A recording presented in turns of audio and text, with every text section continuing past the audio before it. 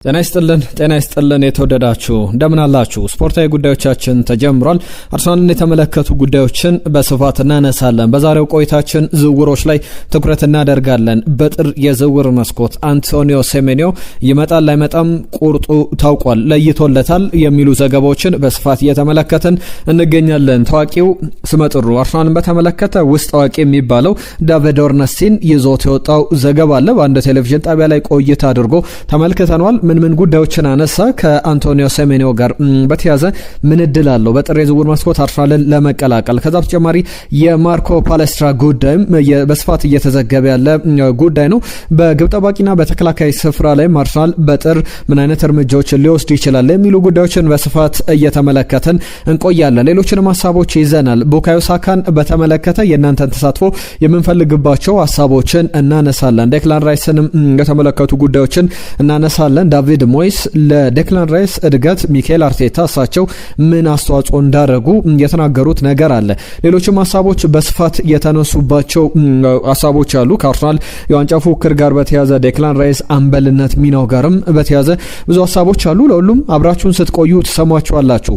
በቻላችሁት በያላችሁበት አብራችሁን እንድትቆዩ አስቀድሜ እጠይቃለሁ። በርከት ያሉ ጉዳዮችን ያዝ ነው። የእናንተን ተሳትፎ እንፈልጋለን። ይህንን ቪዲዮ ላይክ አድርጋችሁ እንድትጀምሩ ቻናላችንንም ኢትዮ አርሰናል ቻናልን ሰብስክራይብ እንድታደርጉ ቤተሰብ እንድትሆኑ አስቀድሜ ላስታውሳችሁ። ትናንትና በሰራነው ቪዲዮ ላይ በርከት ያሉ መልእክቶች መጥተውልናል። ከነዚህ መካከል ሚካኤል ስዩም የአርሰናል ወቅታዊ ችግር የአርቴታ ጭንቀትና ብቁ አጥቂ ማጣት ነው የሚል ነገር አንስቷል። ምን ያክል ተስማሙበታላችሁ? ሰለሞን ደግሞ አርሰናል ተቸግሮም ቢሆን በዚህ መንገድ ማሸነፉ ደስ ብሎኛል የሚል መልእክቱን ልኮልናል። ዶክተር ሆም የተባለ የኢሜል ስም ሳካ ኮከብ እንዴት ይባላል? ራስ ወዳድ ነው ብሎናል። በባለፈው ጨዋታ ላይ ቡካዮ ሳካ ኮከብ ተብሎ መመረጡን ስናነሳ ነበር። ኤቨርተን ጨዋታ ላይ ጨዋታው ኮከብ ተብሎ ተመርጧል።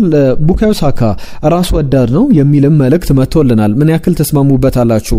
ያንን ነገር ብዙ አርሰናል ደጋፊዎች ደጋግመው ሀሳብ እየሰጡበት ይገኛሉ። በቻናላችን ላይ የእናንተን ሀሳብ እስቲ እናንሸራሽረው። ከቡካዮ ሳካ ጋር በተያዘ ራስ ወዳድ ነው ወይ ብላችሁ ታስባላችሁ? እስቲ መልእክቶቻችሁን ላኩልን።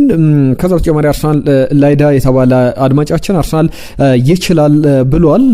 አየነው ሙላለም ሰላም ምርጦች፣ ምንድነው አርሰናል ብዙ ጎብ ማስቆጠር እየቻለ አይደለም የሚል ሀሳቡን አንስቷል። ለዚህስ እንደ ምክንያት የምታስቀምጡት ነገር ካለ እስቲ ሀሳባችሁን ጻፉልን። የአርሰናል ብዙ ግብ የማስቆጠር ችግር ባለፉት ጨዋታዎች ላይ 2-1 1-0 ተደጋጋሚ ውጤቶች እየሆኑ ነው። ከሁለት ግቦች በላይ ያስቆጠረ አይገኝም። ምንድን ይመስላችኋል ችግሮቹ? እንወያይበት። እስቲ ሀሳቦቻችሁን ጻፉልን። ሌሎችንም ጉዳዮች እናነሳለን። አብደላ ከልብ እናመሰግናለን፣ መልእክቱን ልኮልናል። ሌሎችም ፓማ ባሂ ከደቡብ አፍሪካ መልእክቱን ጽፎልናል፣ እናመሰግናለን። ዛሬም በምናነሳቸው ጉዳዮች ላይ መልእክቶቻችሁን ጻፉልን። በተለይ ደግሞ ከአንቶኒዮ ሴሜንዮ ጋር በተያዘ ቡካዮ ሳካንም በተመለከተ ራስ ወዳድ እየሆነ ነው ወይ? አንዳንድ ክሊፖችን ተቆራርጠው የወጡ የጨዋታ ትንተናዎችን ለቪክተር ዮኬሬሽ ያልተሰጡ ኳሶችንም በደንብ እየተመለከተን እንገኛለንና ቪክተር ዮኬሬሽንም በተመለከተ መደገፍ አለበት። ዋይኒ ሩኒ የሰጡ አስተያየት አለ፣ እንመለስባቸዋለን። ለሁሉም በቀጥታ ወደ ጉዳዮቻችን እንለፍ። በመጀመሪያነት የማነሳው አንድ ጥያቄ ነው። ጋብሪኤል ማጋሌሽ በአርሰናል ሲመጣ ስንት አመቱ ነበር? ወደ በኋላ ላይ መለስ ብዬ በአንዳንድ ጉዳዮች የማነሳቸው ጉዳዮች ስላሉ ነው ይህን ጥያቄ አስቀድሜ ያነሳውላችሁ። በቀጥታ ወደ ጉዳዮቻችን እንለፍ። ከአርሰናል ጋር በተያዘ ከኤቨርተን ጨዋታ በኋላ ብዙ ሀሳቦች እየተሰጡ ይገኛሉ። ነገ ደግሞ በስፋት በነገው መሰናዷችን ላይ ጨዋታውን ትንተና ይዘን እንመጣለን። ከክሪስታል ፓላስ ጋር የሚደረገው ጨዋታ በጣም ትኩረትን ይስባል። ነገ በኢኤፍኤል ካፕ ሰሚፋይናልን ለመቀላቀል ቸልሲ፣ ኒውካስል ዩናይትድ፣ ማንቸስተር ሲቲ አስቀድሞ የመጨረሻ 4 ቡድኖች ውስጥ ተቀላቅሏል። አርሰናል ወይስ ክሪስታል ፓላስ? የጨዋታ ግምቱ በደንብ ትኩረት የሚሰጥ ነው። አርሰናል አሸንፎ በተለይ ደግሞ ከ32 ዓመታት በኋላ ሊግ ካፕን ለማሸነፍ ይወዳደራል። በዚህ ምንም አይነት ጥርጥር የሚገባ ጥያቄ የሚነሳበትም ጉዳይ አይደለም። ከዛ ውጪ ግን ከአርሰናል ጋር በተያዘ ጆርዳን ፒክፈርድ ከኤቨርተን ጨዋታ በኋላ አንድ የሰጠው አስተያየት አለ። በተለይ አርሰናል የዋንጫ ቡድን መሆኑ ምልክቶቹ ብዙ ናቸው። አንደኛው ጆርዳን ፒክፈርድ ያነሳው ጉዳይ ነው። ብዙ ድሎችን አልሰጠናቸውም፣ ከዛ በተጨማሪ በጥሩ መንገድ ተከላክለናል፣ ነገር ግን ግብ ተቆጥሮብናል የሚል ነገር አንስተዋል። እኛም በተቃራኒው ክሊኒካል አልነበርም፣ ያገኘናቸውን ድሎች አልተጠቀምንም። ዳቪድ ራያም አላስታውስም ሴቭ እንኳን የተሞከሩ ሙከራዎችን ሴቭ ያደረገ ያዳነ እንኳን አይመስለኝም የሚል ነገር ነገር አንስቷል። ማርጂኑ በጣም ትንሽ ነው። የሊግ መሪ መሆኑ አርሰናል እንደዚህ አይነት ማርጂኖችን እየተጠቀመ የሊግ መሪ መሆን ችሏልና ማርጂኖችን ማስጠበቅ ትንሽም ቢሆን የትልቅ ቡድኖች የዋንጫ አሸናፊዎች ቡድን ምልክት ነው የሚል ነገር ሀሳቡን አንስቷል። እንዴት አያችሁት የጆርዳን ፒክፈርድን ሀሳብ? ከቡካዮ ሳካ ጋር በተያዘ በጨዋታው ላይ በዚህ በኤቨርተን ሂል ዲኪንሰን ስቴዲየም መጫወት በጣም ከባድ ነው። ኤቨርተን ሁሉ ነገር ከባድ ያደርጉታል። ከነሱ ጋር ጨዋታውን መግደልም አልቻልምና ክሬዲት መስጠት አለብን። በጣም ከባድ ጨዋታ ነበረ። በተቃራኒው ኤቨርተንን በኤቨርተን ሜዳ መግጠም አስቸጋሪ እንደሆነ የጨዋታው ምልክቶች ብዙ ነገሮችን ትናንትና አንስተናል። እንደማስበው ከሆነ ስትራክቸራቸው በጣም ጥሩ ነው ይላል ቡካዮ ሳካ። ከዛ በተጨማሪ የሚጫወቱበት መንገድ ደጋፊዎቹም ተጫዋቾቹም በጣም ፓሽኔት ነበሩ። በጨዋታው ላይ ለኛ በጣም ከባድ ነበረ። ጨዋታውን መግደል የምንችልባቸው እድሎች ነበሩ። ያንን ሳንጠቀምበት ቀርተን የዋላ ነገሮች በመጠኑም ቢሆን አስቸጋሪ ሆነው ነበር የሚል ነገር አንስቷል።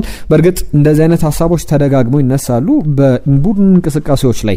ለሁሉም ቡድን ተመሳሳይ ነገር ይዛ አትቀርብም። ነገር ግን የሚኬል አርቴታ ቡድን በየጨዋታዎቹ ላይ ብዙ ነገሮችን እያሳየን ይገኛል። አሁንም ግን ቅድም አየነው ሙሉ ዓለም ያነሳው ሀሳብ አለ። ከአንድ በላይ ግቦችን ከሁለት በላይ ግቦችን ከዛ በተጨማሪ ማርጂኑንም ከፍ አድርጎ ማሸነፍ አለበት።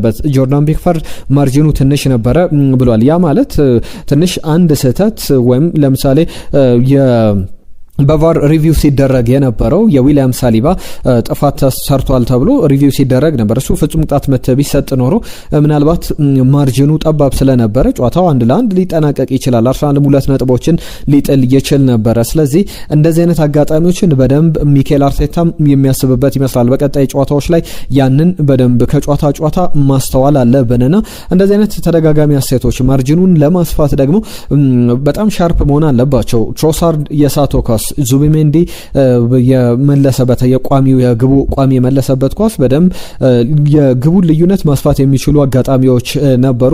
ቪክተር ዮኬሬሽ ከዛ በተሻለ መጫወት አለበት አሁንም ቢሆን። ነገር ግን ዋይኒ ሩኒ ስለ ቪክተር ዮኬሬሽ ያሰጠው አስተያየት አለ። ዴክላን ራይስንም በተመለከተ ወደ በኋላ ይመለስ ብዬ እመለከተዋለሁ። ከጀርሚ ጃኬት ጋር በተያዘ ትናንትና በዝውውር ስናነሳ ነበረ። አየነው ሙላለም አድማጫችን የዘውትር ጀርሚ ጃኬት የወደፊቱ ጋብርኤል ማጋሌሽ ነው። ጋብርኤል ማጋሌሽን ወደፊት ሊተካ የሚችል የመሃል ተከላካይ ነው ብሏል። ቅድም የጋብርኤል ማጋሌሽን እድሜ ጠየቅኳችሁ ከጀርሚ ጃኬት ጋር ከሰሞኑ የዝውውሮቹ ከሬንስ ተጫዋቹን ለማስፈረም አርሰናል በጥር ይሄድበታል እንቅስቃሴዎችን ያደርጋል ተብሎ ብዙ ዘገባዎችን እየተመለከተን እንገኛለን። ከዛ ጋር በቀጥታ የሚያያዝ ጉዳይ ነው የጀርሚ ጃኬት ጉዳይን በተመለከተ። ጀርሚ ጃኬት በጣም ጥሩ አቅም ያለው ተጫዋች ነው። ሊቨርፑል ጥያቄ አቅርቦለት በክረምቱ ወደ ሊቨርፑል መምጣት አልፈለገም። በውድድር ዓመቱ በዛው በፈረንሳይ ሊጋ ላይ መቆየት ነበር የፈለገው። አርሰናል በጥር የዝውውር መስኮት ደግሞ ማምጣት የሚችል ከሆነ ተጫዋቹን ሚኬል አርቴታ ለሌሎቹ እነ ክሪስቲያን ሞይስኬራን እነ ፒየሮ ኢንካፒየን አሳምኖ ማምጣት እንደቻለው አሁንም ይህንን ተጫዋች ማስፈረም የሚችል ከሆነ በጣም ለአርሰናል የቀጣይ ጊዜ ተተኪ ይሆናል ብለን በትክክል እናስቀምጣለን። ባለፈው አርብ ዕለት አርሰናል ከኤቨርተን ጋር ከመጫወቱ በፊት ጋብርኤል ማጋሌሽ 28ኛ ዓመት ልደት ባሉን ያከበረበት ነበር። 28 ዓመት ሞልቶታል። በአርሰናል 6 ዓመታትን ቆይቷል። ሲመጣ 22 ዓመቱ ላይ ነበርና ምን ያክሎቻችሁ ጋብርኤል ማጋሌሽ ላይ እምነት ነበራችሁ? በመጀመሪያዎቹ ጊዜያት ላይ በጣም ጥያቄ አለኝ። ብዙ የአርሰናል ደጋፊዎች ጋብርኤል ማጋሌሽ በዚህ ደረጃ የዓለማችን ሱፐርስታር የብራዚል ብሔራዊ ቡድን የመጀመሪያ ተመራጭ የመሃል ተከላካይ ይሆናል ተብሎ አልተጠበቀም ነበር። በአመታት ሂደት ሚኬል አርቴታ በደንብ ሼፕ አድርጎ አበጃጅተው ሰርቶታል ብለን በደንብ በምስክርነት መናገር ይቻላል። አሁን ጋብርኤል ማጋሌሽ በሄደበት ርቀት ላይ ደግሞ ጀርሚ ጃኬት ቢመጣ ገና 19-20 ዓመቱ ላይ ይገኛልና በወደፊት የአርሰናል ቆይታው 23-24 ዓመቱ ላይ የዓለማችን ምርጥ ተከላካይ ለመሆን ጉዞን አንድ ብሎ የሚጀምርበት ይሆናል ብለን እንጠብቃለን። ለምሳሌ በማንቸስተር ዩናይትድ ቤት የሌኒዮሮን ጉዳይ ላንሳላችሁ። ሌኒዮሮ እንዲሁም ደግሞ ሪካርዶ ካላፊዮሪ በተመሳሳይ ጊዜ አርሰናል ና ማንቸስተር ዩናይትድን ወደ ኦልድ ትራፎርድ ና ወደ ኤምሬትስ የመጡ ተጫዋቾች ናቸው። በሁለቱ ተጫዋቾች መካከል ግን ልዩነቱን እስቲ ተመልከቱ። ሀሳቦቻችሁንም ጻፉልን እስቲ ከዚህ ጉዳይ ጋር በተያዘ። ሌኒዮሮ የፈረመው 70 ሚሊዮን ዩሮ አካባቢ ነው አጠቃላይ ወጪው ማንቸስተር ዩናይትድ የከፈለበት ወደ ለሌኒዮሮ ዝውውር። ሪካርዶ ካላፊዮሪን ደግሞ አርሰናል ሲያስፈርም በ35 ሚሊዮን ዩሮ አካባቢ ነው በግማሽ ያነሰ ክፍያ ነው የከፈለው አርሰናል። በተጨማሪም 180,000 ፓውንድ ሳምንታዊ ደሞዝ ሌኒዮሮ ይከፈለዋል። ሪካርዶ ካላፊዮሪ ስትሉ ግን ከጥፍ ያነሰ 60,000 ፓውንድ ሳምንታዊ ደሞዝ፣ በጣም የሚገርም ኢንተለጀንስ የተሞላበት የብላት ጉዞ የብላት ዝውውር አርሰናል እንዳደረገ በትክክል መናገር ይቻላል። ከዚህ በፊት ብዙ የአርሰናል ደጋፊዎችም ጭምር ኩዌስችን ሲያደርጉበት ጥያቄ ሲያነሱበት የነበረ አንድ ጉዳይ ነበረ። እንደምታስታውሱት የዚህ የሪካርዶ ካላፊዮሪና የሌኒዮሮ ዝውውር በተመሳሳይ ጊዜ እንደተደረገው ሁሉ ማንቸስተር ዩናይትድ ወደ 40 ሚሊዮን ፓውንድ አካባቢ ከፍሎ የዓለም ዋንጫ አሸናፊውን የቻምፒየንስ ሊግ አሸናፊውን ባለ ልምዱን ራፋኤል ቫራንን አስፈረመ። በወቅቱ አርሰናል ደግሞ 50 ሚሊዮን ፓውንድ ከፍሎ ቤን ዋይትን አስፈረመ። አሁን ግን ያ ዝውውር የትኛው ነበር ትክክል ተብሎ ቢጠየቅ ሁሉም የሚመልሰው ግልጽ ምላሽ ያለ ይመስላል። በወቅቱ ላይ ቤን ዋይት ወደ አርሰናል ሲመጣ 50 ሚሊዮን ፓውንድ ይከፈለው እንጂ ደሞዙ በጣም ትንሽ ነበረ።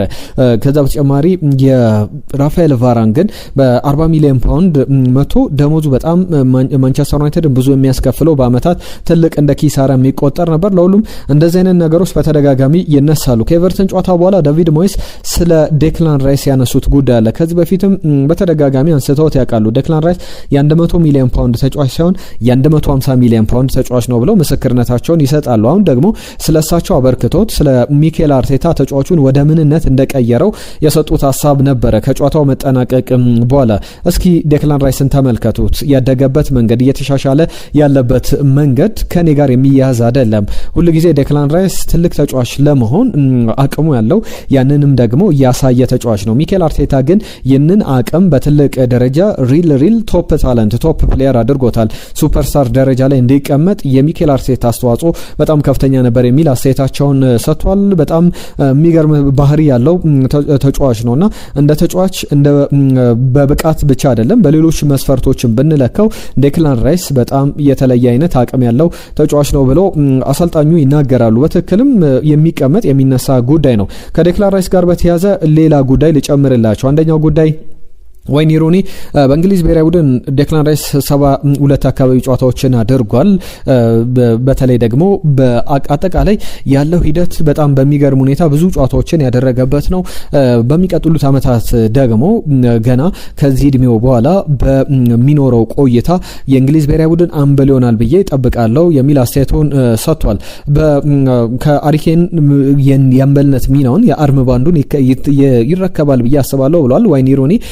ይላል ዋይኒ ሩኒ አሪኬንን የሚጠበቅ ይመስለኛል። በጣም የሚገርም ተሰጥኦ ያለው ተጫዋች ነው። በሜዳ ላይ ከኤቨርተን ጋር ለምሳሌ ተመልከቱት ይላል።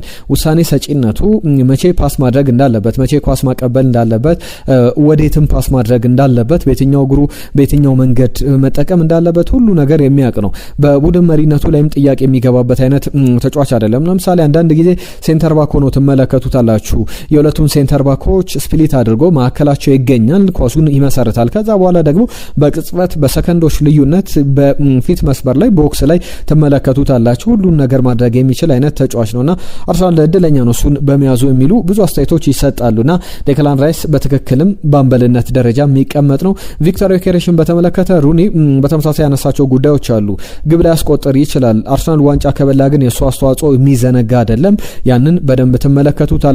ለምሳሌ ከነ ጄምስ ታርኮስኪ ጋር በማይክል ኪንግ ጋር የነበረው አንድ ለአንድ ሰጣ ገባ ሁለቱን ተጫዋቾች ደግሞ ኦኮፓይ የሚያደርጉትን ስፔስ በመጠቀም እነሱን ፒን አድርጎ በማቆየት በጣም አስተዋጽኦ ከፍተኛ ነበረ።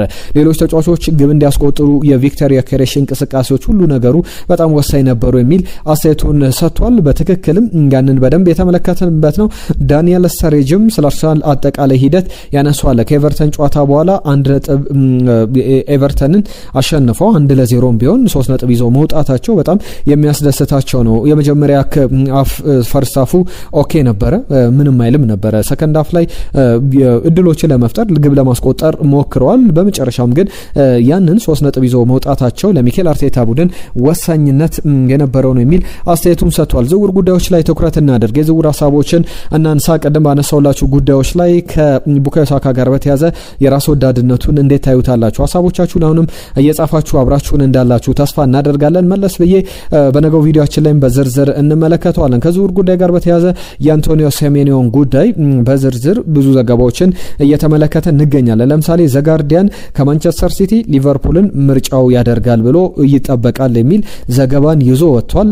አርሰናል ደግሞ በተጫዋቹ ዙሪያ ላይ አሁን ያለው ሂደት ምን ይመስላል? ዳቪድ ኦርነስቲን በጣም እውቅ ስመጥር ታማኝ የሚባል ምንጭ ነው። የአርሰናል ውስጥ አዋቂ ከሚባሉ ጋዜጠኞች መካከል በቀዳሚነት ስሙ የሚጠራ ነውና ዳቪድ ኦርነስቲን በያዝነው የውድድር ዘመን በፕሪሚየር ሊጉ ለቦርመዝ 16 ጨዋታዎችን አድርጎ 8 ግቦችን ያስቆጠረው 3 ለግብ የሆኑ ኳሶችን ያቀበለው በየሁለት ጨዋታው ቢያንስ አንድ የግብ ተሳትፎ ይኖረዋልና 65 ሚሊዮን ፓውንድ የውል ማፍረሻው ነው። በመጀመሪያዎቹ የጥር የዝውውር መስኮት 10 ቀናት ወይም ከጃንዋሪ አንድ ጀምሮ ይህንን ሪሊስ ክሎዝ ማንኛውም ሪሊስ ክሎዙን መክፈል የሚችል ክለብ ማስፈረም ይችላል።